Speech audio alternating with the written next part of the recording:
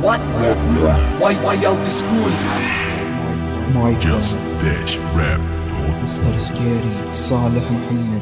وللعوبة واخوك امامك يطيح وتباقي واقف فوقانك في حالة اعجوبة. لحظة صعوبة خطة ملعوبة كلمة مقلوبة. العوبة اصبحت ما في ضمير الشعوبة. يا عرب كفاية ما في استجابة. صدقني غزة ما تتحرر حتى بالكتابة. واجب عليك انك تساعد كلمة ما في حولك. صحي ضميرك لو نبغى كف عن شدتك.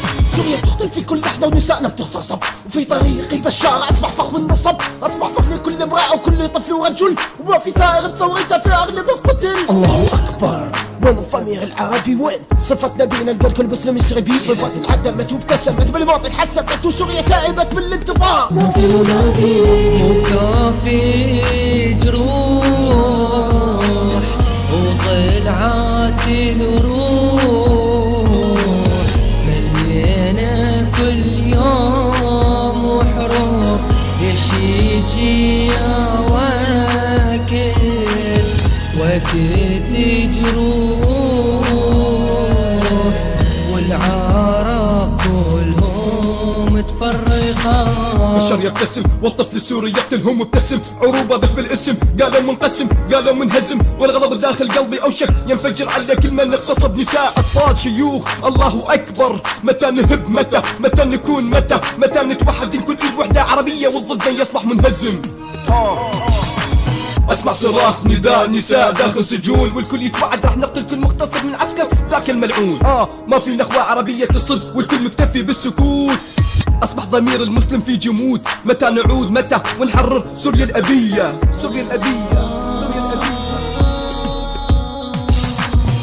وكافي جروح وطلعت الروح. ملينا كل يوم وحروب يشيجي يا واكل وقت جروح. والعرب كلهم متفرقة.